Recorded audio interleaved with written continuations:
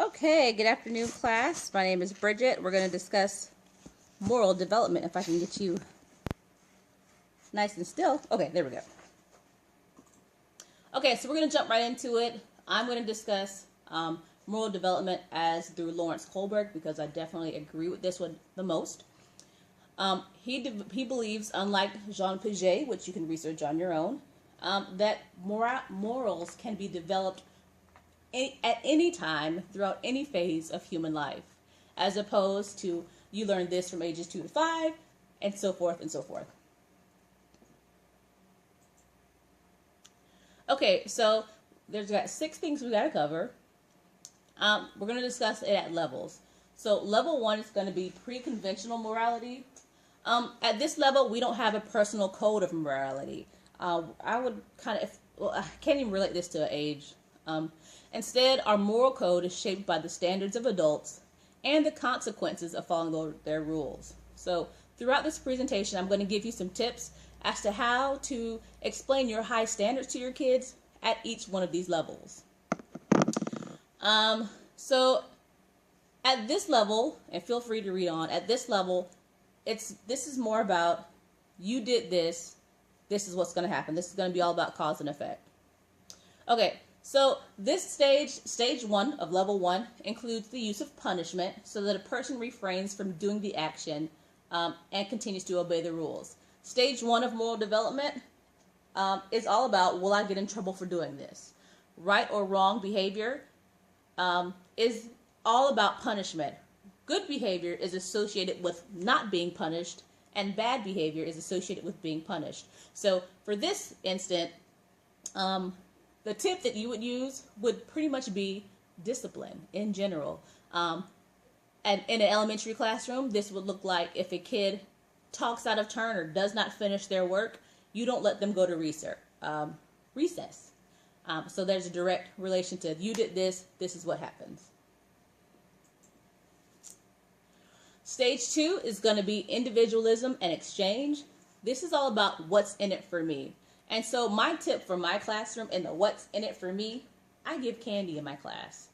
So this is stage 2. If you answer a question, if you volunteer, you get a Jolly Rancher.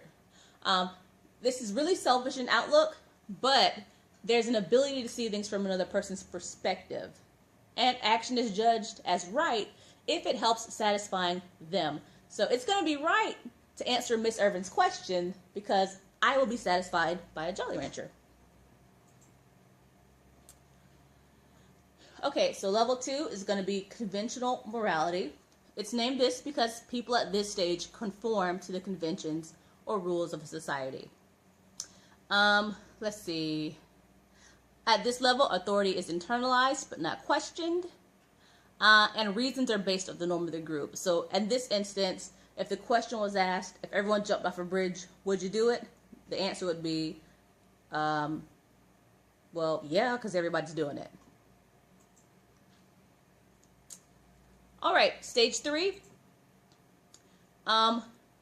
Here is where we see our kids conform. Here is where you see peer pressure. So a tip for your classroom to convey high standards is to make sure that your kids know that you are holding them responsible for their individual behavior here. At this level, our kids are going to do the dumbest stuff, and their only explanation is because, well, she did it first. In this stage, they're going to judge their actions based on societal roles and societal expectations. So here's where you see the stereotypes come in also. The really interesting thing is that an individual at this level is only good in order to be seen as being good by other people. So a tip for your class to display your high standards would be praise. You can do it verbally. We're going back to the Jolly Ranchers here. What I do is I keep a wall up, that shows them that I appreciate what they've done. Okay, so stage 4 is going to be law and order. This stage includes respecting the authorities.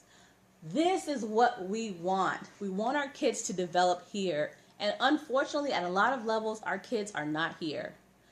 At this place, society as a whole is the main consideration of a person at this stage. If you've got children in your class that are constantly disruptive, we can say in general they have not developed morally here. Because at this level, they're going to obey rules in order to uphold the law and avoid being guilty. We all have these kids that don't feel guilt. So tips and for your classroom is going to be to hold these kids accountable for their actions. Make sure that they know what you expect for them. And when they don't give you what you know they can do, express that to them because they don't want to feel guilt. That's if we have kids that are at this level. Next is going to be post-conventional morality.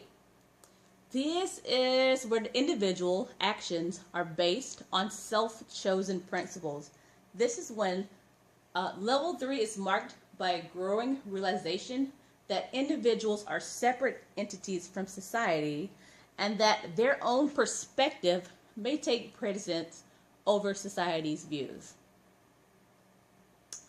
A tip for your classroom to display your standards and goals would be to let your, identify your classroom as a family or as a society and let your kids know that while they have the right to be individuals, they also have the right and they are mandated to be functioning members of your class society. That's the basic tip that I would give you for, displaying your high standards to these children in these classrooms. But we also have to do the same thing. It's going to be really hard for your kids to believe you over their own perspective if you're not showing high morals in your own right. So I think that's very important. Okay, so stage 5 in moral development is going to be a social contract orientation. In this stage, a person looks at various opinions and values before coming up with a decision of their own. I can't wait for my kids to get here.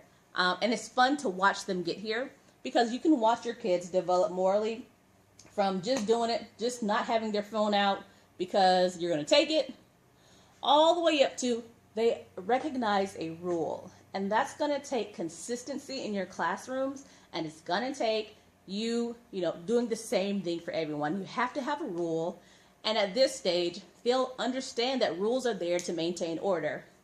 So the first weeks of school, it's crazy, but as we progress, we get right here. Okay, so lastly, we've got the universal ethical principle orientation.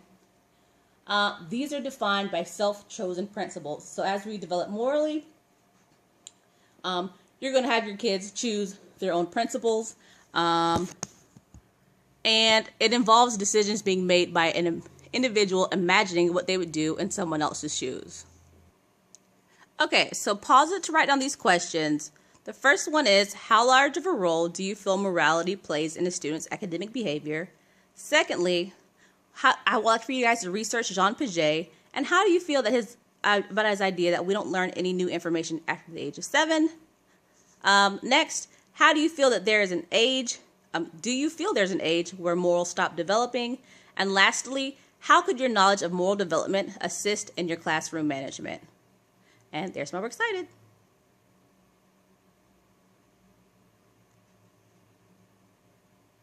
Thank you very much, guys.